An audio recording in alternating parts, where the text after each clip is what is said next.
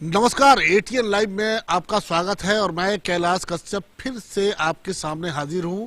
और अभी जो मुद्दा है वो बिहार विधानसभा के चुनाव को लेकर के है कि क्या बिल्कुल नियत समय पे चुनाव होगा। और इसी सवाल के जवाब को लेकर के हम अभी बिहार सरकार के पूर्व मंत्री इंद्रदेव भगत जी के यहाँ पहुंचे हुए हैं। और एक आपको बता दें कि किसी भी नेता का सबसे बड़ी जो ताकत होती है वो ताकत है उसके कार्यकर्ता। और रात को लगभग 9 बजे हम पहुंचे हुए हैं भगत जी के यहाँ। और यहाँ का हम चाहेंगे कि एक बार कैमरे की नज़र से ये देखने का प्रयास करें कि यहाँ कितने लोग मौजूद हैं। रात को 9 बजे का समय है और अगर किसी नेता के यहाँ अगर इतने सारे लोग उनके साथ मौजूद हैं तो ये दर्शाता है कि कहीं न कहीं आज भी उस जनप्रतिनिधि की, उस नेता की पकड़ अपने इलाके पर, अपने लोगों के बीच काफ़ी मजबूत है। और ये इसका जीता जागता प्रमाण यहाँ पे दिखाई दे रहा है। तो हम बातचीत करेंगे कि सर इतनी बड़ी भीड़ आज भी आपके साथ है, फिर पिछले बार कैसे चुनाव हार गए या फिर आगे जो चुनाव होने वाले हैं उस पर क्या सोचा है आपने? जहाँ तक भीड़ का सवाल है, मैं शुरू से ही ये प्रयास मेरा रहा है कि जनता के बीच में ही रह करके अपनी राजनीति को आगे बढ़ाई जाए। तो मैं बताऊं कि 20 बरस तक मैं विधायक मंत्री भी रहा हूं इसमें से, लेकिन मैंने इस ड्रेस और इस स्तर के आला में कोई मेरे अंदर परिवर्तन नहीं आया।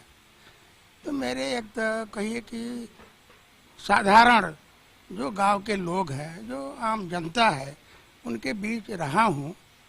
ये तो मैं आगे भी रहूंगा इसी तरह। अब क्या खाक दूसरा बदलाव। सर ये अभी जो कोरोना महामारी को लेकर के जो देख ही रहा है कि क्या हालात है अभी पूरे देश का, और बिहार भी इससे अछूता नहीं है, लेकिन वर्चुअल रैली के माध्यम से बीजेपी ने जो एक संदेश दे दिया कि चुनाव होगा और नियत समय पे होगा।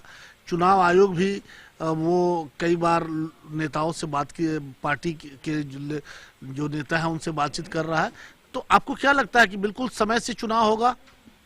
चुनाव तो निश्चित समय से होगा, इसलिए कि चाहे कोरोना का मामला हो या जनता को तकलीफ देने की बात हो या जनता को सुविधा देने की बात हो, सब में बीजेपी की जो आज सरकार है केंद्र में, राजनीति करती रही है।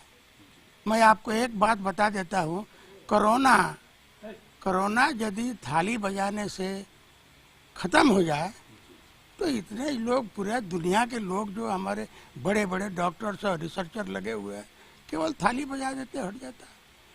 अगर 5 तारीख को दिया जला देने से, टॉर्च जला देने से कोरोना हट जाता है तो हम लोग रोज टॉर्च जलाते। लेकिन तो अब तो सर एक मिनट, मैं इसमें एक बात आपको कहना चाहता हूँ। राजनीतिक तौर पर इसमें बीजेपी की राजनीति ये रही है, 9 तारीख को राम मंदिर का शिलान्यास हुआ, उस अवसर पर थाली बजवा दिया गया, जो पंडित जी का ये बजता है, घंटा बजता है।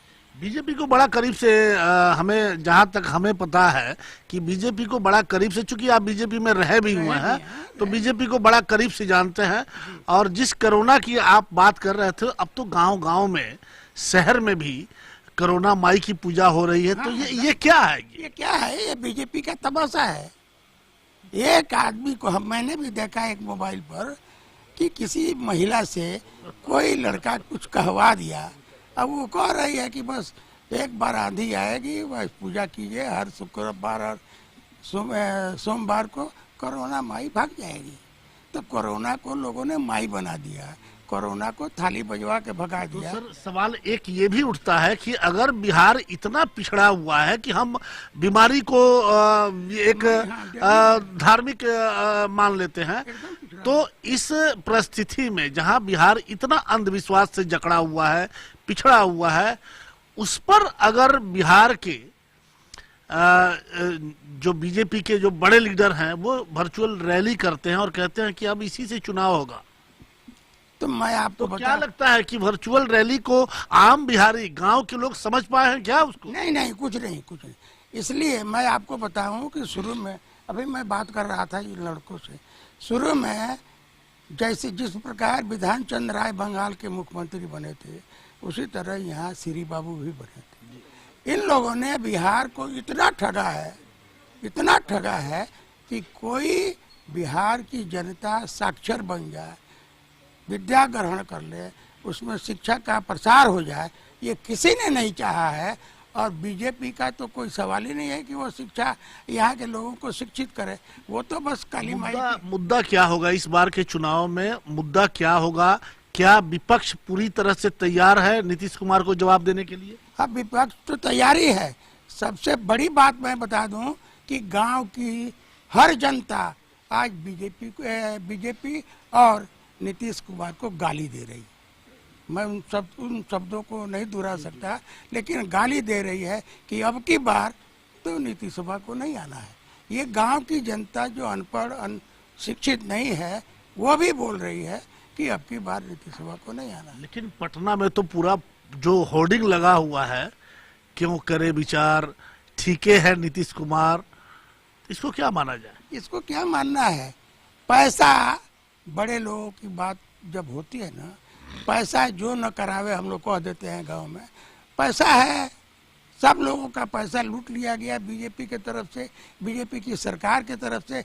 आम लोगों के पास जिसके खाते में रहता था 2, 4, 10, 20 हजार, उससे पूछिए कि आज तुम्हारे खाते में कितना ही 2 महीना, 4 महीना, 6 महीना में नोटबंदी के बाद जमा किए हो। मैं समझता हूँ कि वो नहीं कुछ कह पाएगा कि कितना जमा किया है। पैसा से ये सारा खेल हो रहा है। तो 28 से 30 लाख जो यहीं के बिहार के लोग थे और बाहर रहते थे, कमाते थे, फिर अपना पैसा भेजते थे यहाँ गांव पे, लेकिन अब सारे लोग यहाँ पे आ गए हैं।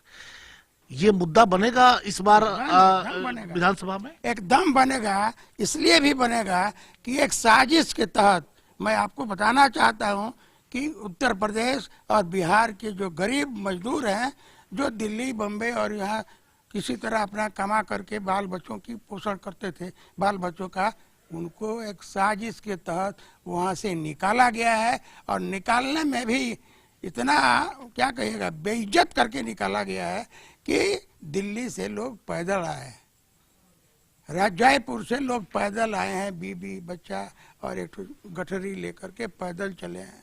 तो ये तो जानबूझ करके, अगर तुमको कोरोना के लिए ये सब लगाना था, ब्लैक आउट लॉकडाउन करना था, तो तुम पहले उनको वापस बुला लेते। हाँ एकदम, उसके बाद 10 दिन के बाद तो पहले कम रास्ते में जिन लोगों की मौत हुई या ट्रेन की पटरी पे आते हुए बहुत से लोग कट गए, तो कम से कम वो जान आप बचा सकते थे।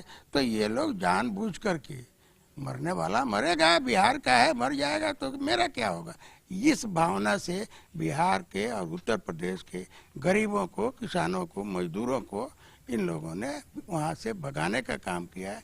और भगाया भी कैसे? बेआबरू करके भगाया, भी कैसे? बेआबरू करके भगाया, तकलीफ दे के भगाया, जान ले करके भगाया। तो ये उनकी साजिश रही है। और ये मुद्दा नहीं बनने का क्या कारण है?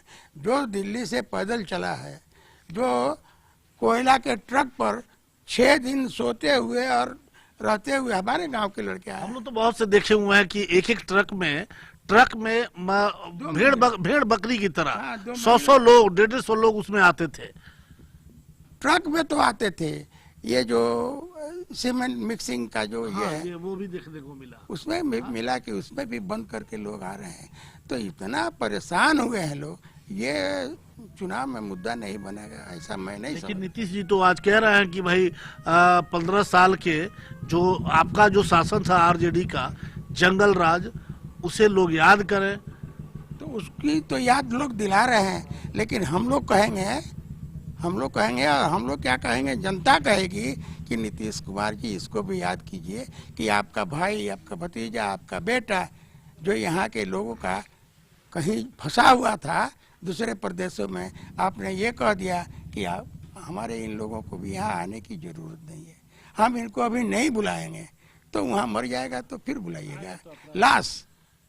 एक चिट्ठी बिहार सरकार ने जारी किया था, वो आपको भी पता होगा कि आपके जो नेता हैं विपक्ष के तेजस्वी यादव उस चिट्ठी को पूरा होर्डिंग लगाए थे, जिसमें ये कह दिया गया था सरकार की तरफ से कि जो बाहर से लोग आए हुए हैं ये विधि व्यवस्था को बिगाड़ने का काम कर रहे हैं। तो एक तरफ तो उनके रोजगार चले गए, उनके कमाई के साधन खत्म हो गए, और इस तरह की चिट्ठी निकालना, इसको क्या माना जाए? वो इनडायरेक्ट भी कह दिया था कि ये लोग यहाँ अपराध करेंगे, ये लोग यहाँ अपराधी बन जाएंगे, इसलिए कि इनके पास अब काम नहीं है, खाना नहीं है, कुछ नहीं है, तो ये लोग अपराधी बन। कहीं ऐसा तो नहीं कि नीतीश जी जिस कष्ट को झेल करके ये सारे लोग यहाँ अपने गांव पहुंचे हुए हैं, और नीतीश जी को लग रहा है कि ये लोग कहीं ना कहीं चुनाव में करामात दिखाएंगे, तो उससे डर गए हैं और इसी को लेकर के इस तरह की बयानबाजी और इस तरह की चिट्ठी निकाली जा रही है? ये उनकी ईमानदारी है कि डर गए हैं, इसलिए कि ये लोग उनको जवाब देने के लिए तैयार हैं।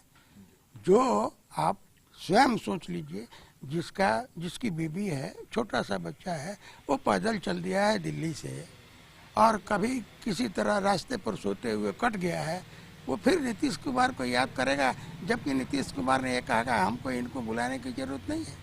तो ऐसे तो मुद्दा 2015 चुनाव को जरा याद कर लीजिए कि 2015 में यही नीतीश जी आपके साथ थे जी। और आपको भी अच्छा सीट मिला और उन्हें भी अच्छा सीट मिला। इस बार क्या होगा? अब इस बार क्या होगा, नीतीश जी के लिए तो ये घर टोटली बंद है, ये दरवाजा बंद है, वो जो होगा ना सरकार हम बनाएंगे, आरजेडी के लोग। सीट ज्यादा उस समय जो लेके आए थे नीतीश जी, उनकी सीटें बढ़ेंगी या घट जाएंगी? उनको तो कोई पूछेगा नहीं, बढ़ने का कहाँ सवाल है। सीट तो उनका घटना ही घटना है, और इतना घट जाएगा कि वो ना बीजेपी के सामने खड़ा होकर के शेयर मांगने लायक रहेंगे। और इधर तो पहले से ही दरवाजा बंद है, पहले से ही दरवाजा बंद है कि नीतीश चचा नो एंट्री। तो इस बार क्या होगा, वो तो जाएंगे अब की बार। कुछ दिन पहले ये मोदी जी का बयान आया था, सुशील मोदी की हम बात कर रहे हैं। उन्होंने कहा था कि अब वो दिन पुराने हो गए जब नेता हेलीकॉप्टर से आते थे, सभाएं होती थी, हजारों लोग इकट्ठा होते थे। अब उस तरह का चुनाव भाषण या चुनाव उस तरीके से नहीं होगा। तो किस तरीके से चुनाव होगा? तो ये लोग भी अब की बार भी प्रयास करेंगे, जैसा तब की बार वो मशीन में गड़बड़ किया था लोग, अब की बार और तीसरा मशीन भी उसमें लगने जा रहा है, तो हो सकता है कि उसमें गड़बड़ करेंगे। दूसरी बात कि हेलीकॉप्टर अब वो जान गए हैं, वो लोग समझ गए हैं कि गांव की जनता भी किसको वोट दे रहा है, वो अब समझ गई है। आप लाख हेलीकॉप्टर नचाते रहिए। आज हम एक जगह बैठे हुए थे, हम समझते हैं कि 10-12 मुसहर भाई बैठे, तो वहाँ एक हमारे वर्कर ने कह दिया कि हमारे बहुत से लोग पैसा लेकर के गड़बड़ हो जाते हैं। तो उसमें से एक आदमी बूढ़ा था, जाति का मुसहर, वो कह दिया कि अरे साले लोगों का पैसा भी आपकी खाएंगे, वोटवा नहीं देंगे, वो कह दिया।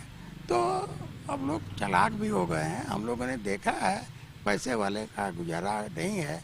अगर पैसे वाले का ही के लिए ही लोकतंत्र जनतंत्र ये रहता, तब तो सारे के सारे सीट चले जाते बिरला और इसके पास और रिलायंस के पास और मुकेश अंबानी के पास, सारे सीट चले जाते। लालू जी की कमी खल रही है। लालू जी आज जेल में है। अगर वो आज आपके साथ होते, बाहर होते, तो बिहार की राजनीति कुछ अलग करवट लेती? जी जरूर करवट लेती। लालू जी की कमी तो हम लोगों को खल ही रही है। मैं आपको एक बात ये भी बता दूं कि लालू जी का आज जन्मदिन है, आज 11 तारीख को जन्मदिन है, और मैं भी लालू जी की कमी को महसूस करते हुए आप अपने वर्करों की एक पार्टी दिया हो। उनके जन्मदिन के अवसर पर एक खीर पूड़ी और सब्जी का एक इंतजाम है, जहां मैं अपने सभी वर्करों को गांव के भी अगल बगल के लोग जो हमारे वर्कर आए सबको मैं खिलाऊंगा, आपको भी खिला के तब जीता कर। तो इसलिए लालू जी की कमी तो खल रही। देखिए लालू जी। अच्छा सर, ये एक चीज समझ में नहीं आया कि नीतीश जी जिस जंगल राज के खिलाफ बिहार में आए हुए थे, बिहार की सत्ता उन्होंने आपके जंगल राज के खिलाफ हासिल किया था। 15 साल लालू जी ने राज किया, 15 साल नीतीश जी ने राज किया, एक भी फैक्ट्री क्यों नहीं लगी? देखिए मानसिक रूप से हम फिर शुरू में चले जाएंगे। ये लोग चाहते नहीं है कि बिहार के गरीब, बिहार के मजदूर, बिहार की जो जनता है, आप जिनकी बहुत बड़ी संख्या है, मैंने 85-90 की बात मैं करूं तो ये कोई गलत नहीं होगा, ये लोग सुख चैन और इत्मीनान से रहे, ये नेता नहीं चाहते हैं। मैं आपको ये कभी कहना चाहता हूं कि जितने बेईमान ये इस तरह के लोग नेता हैं, अपनी कुर्सी के लिए ये लोग नेतागिरी करते हैं, आम हिंदुस्तान की और बिहार की जनता के लिए ये लोग नहीं करते हैं। तो क्या अब जुमलेबाजी जो होती है चुनाव में, क्या अब वो वक्त आ गया है कि अब जनता इस जुमलेबाजी का हाँ, कहीं कोई शिकार नहीं होगी और बिल्कुल सीधा जवाब देगी? कभी स्वीकार नहीं होगी, इसलिए कि जनता समझ रही है। अब जनता क्या, रोज पेपर पढ़ने वाले लोग भी अब गाँवों में देहातों में भी हो गए हैं, ये लोग रोज पढ़ते हैं, रोज सुनते हैं कि ये लोग नेता लोग, ऐसे नेता लोग केवल अपनी कुर्सी के लिए बकवास कर देते हैं। जैसे हमारे नीतीश बाबू आज कर रहे हैं, ये योजना, इसका उद्घाटन, ये काम शुरू हम करेंगे, कराएंगे, ये यूनिवर्सिटी बना देंगे। ये सवाल है कि आप अब तक क्या कर रहे थे? इस 5 बरस में भी तो आपने वो नहीं किया, अभी फिर चुनाव आ गया तो आप लगे योजनाओं का नाम गिनाने। ये सब जुमलेबाजी की राजनीति अब नहीं चलेगी। अच्छा, अगर आपकी सरकार बनती है, चूंकि चुनाव तो होगा, हाँ, रिजल्ट भी आएगा, अगर आपकी सरकार बनती है, आप मंत्री रहे हुए हैं, एक बड़े पद पे रहे हुए हैं, तो आपका एजेंडा क्या होगा? क्या सिर्फ इसी तरीके से जो सिस्टम से पिछले 30-40 सालों से बिहार चल रहा है, क्या इससे इसी तरीके से चलेगा या बदलाव होगा? अब बिना रोजगार के, चूंकि अब सारे लोग घर आ गए हैं, अब बिना फैक्ट्री के, बिना रोजगार के कोई तो क्या बदलाव होगा? क्या एजेंडा रखा है आपने कि अगर आपकी सरकार बनती है तो सबसे पहला एजेंडा क्या होगा?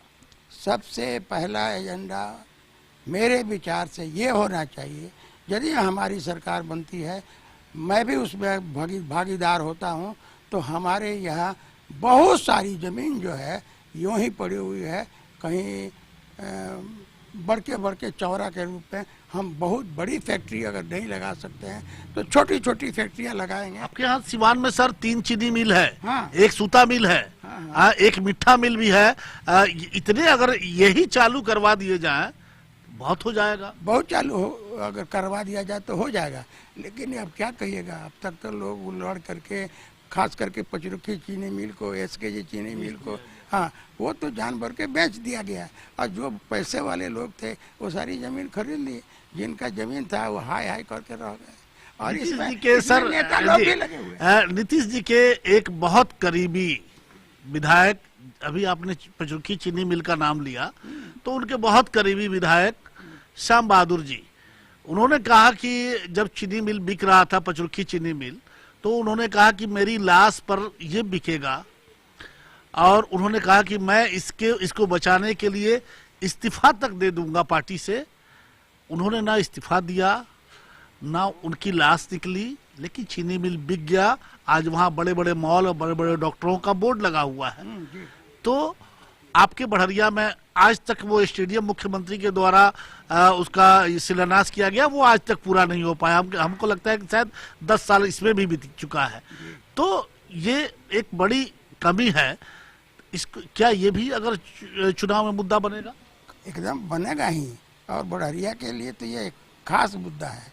इसलिए मुद्दा है ये खास कि नीतीश कुमार जी के बहुत करीबी विधायक, बहुत करीबी व्यक्ति, उनका राजनीति कहिए कि ये वो किसी को सर कहेंगे या नहीं कहेंगे, लेकिन उनको कहते हैं कि सर श्याम बहादुर जी, तो और उनके सारे गुनाह भी माफ है। और बिहार में सबके लिए शराब बंद हो गया। गरीबों के लिए शराब बंद हो गया, इस बात को थोड़ा आप गंभीरता से कहीं लिखने दिखाने की बात हो तो कीजिएगा। आज जो गरीब, मैं मानता हूँ शराब पीना अच्छी बात नहीं है, लेकिन जो गरीब एक पाउच पी करके 20 रुपए का अपना दिन काट लेता था, अपना हैरानी कहिए उसका वो परेशानी कहिए मिटा लेता था, भूल जाता था, फिर दूसरे दिन के लिए तैयार रहता था। आज के दिन में उसको उसी पाउच के लिए, उसी शराब के, उतनी शराब के लिए 200-300 रुपया देना पड़ता है और थोड़ा थोड़ा चट के रह जाता है। सर एक सवाल हमारा ये है कि अभी कुछ दिन पहले अखबारों में ये आया था कि बिहार सरकार ने कहा कि उसके जो राजस्व, जो इनकम के साधन है वो 82.6% घट गए हैं। ये अब लगभग 17-18% पे ये सरकार चल रही है। आपकी सरकार आएगी और इसका तो क्या ये माना जाए कि शराबबंदी खत्म होगा? देखिए, शराबबंदी तो खत्म अगर नहीं हम कर पाएंगे, शराबबंदी नहीं खत्म कर पाएंगे तो हम एक रास्ता एकदम ईमानदारी से बोलिएगा, इसमें कहीं राजनीति ना हो। हाँ। क्योंकि उससे बहुत बड़ा पैसा भी आता है। बीजेपी के जो शासन आपको उत्तर प्रदेश में है, चाहे जहां भी है, सब जगह शराबें बिकती है। हाँ। तो एक कड़वी सच्चाई ये है कि शराब से बहुत ज्यादा रेवेन्यू आता था। आज कहीं ना कहीं उसके वजह से बिहार सरकार कई तरह के टैक्स लगाई हुई है। बगल में हमारा उत्तर प्रदेश है, सिवान से 2 किलोमीटर हम लोग उधर जाते हैं तो 5 रुपया 6 रुपया लीटर पेट्रोल पे अंतर आ जाता है, 6-7 रुपया लीटर डीजल पे अंतर आ जाता है। तो एक बहुत बड़ी, तो क्या आपकी सरकार इस प्रतिबंध को हटाएगी? हालांकि प्रतिबंध है नहीं, तो प्रतिबंध है नहीं और शराब बंद है नहीं, तो हम काहे नहीं खुला बेचने देंगे जिसको सेवन कर। हाँ, हम सीधे कहेंगे कि भाई तुम ऐसा पियो कि तुम्हारे शरीर को नुकसान नहीं हो, लेकिन चालू तो करना पड़ेगा, सारे लोगों को चालू करना पड़ेगा। अगर नहीं चालू करते हैं तो बिहार को बेचना भी पड़ जाएगा। इतना पैसा इससे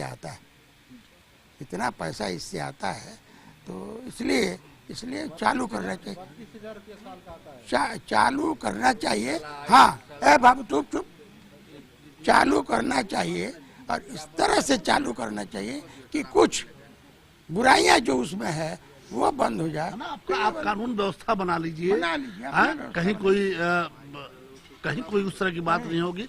आपने और सवाल और बनता है कि सर, इतने सारे लोग आपके कार्यकर्ता हैं जो आपसे बहुत प्यार करते हैं, मोहब्बत करते हैं, क्या इंद्रदेव भगत बढ़िया से आरजेडी के उम्मीदवार होंगे? पहली बात तो यह है कि हम लोग पार्टी के सिपाही हैं। अब पार्टी के सिपाही हैं तो ईमानदार सिपाही हैं। जहाँ तक मैं पार्टी का एक ईमानदार सिपाही हूँ, इसलिए मुझे ये भी विश्वास है, ये मेरा विश्वास है कि पार्टी मुझे यहाँ से उम्मीदवार जरूर बनाएगी। और यदि हमको नहीं बनाएगी मेरा कोई विरोध नहीं है, पार्टी का काम करता रहूँगा। लेकिन आज की स्थिति में उसको बनाना ही चाहिए, इसलिए कि पहले मेरा घर था बढ़हरिया में, विधायक हुआ करते थे गोरिया कोठी से। आज तो मेरा घर भी बढ़हरिया में है, मेरे लोग भी बढ़हरिया के हैं, जो जन्म के साथ ही जो कहलाते हैं। बिहार के साथ एक जो जातीय समीकरण वो भी आपके पक्ष में, वो भी हमारे पक्ष में है। तो इसलिए बिहार की सरकार को, हमारी पार्टी को तो टिकट हमको देना ही चाहिए। मेरा विश्वास है कि जो लोग हैं वहाँ, जो हमारे नेता लोग हैं, वो हमारे मित्र मंडली के ही हैं, इसलिए हमारा टिकट है, मैं समझता हूँ कि कन्फर्म है, बाकी पार्टी जो चाहेगी।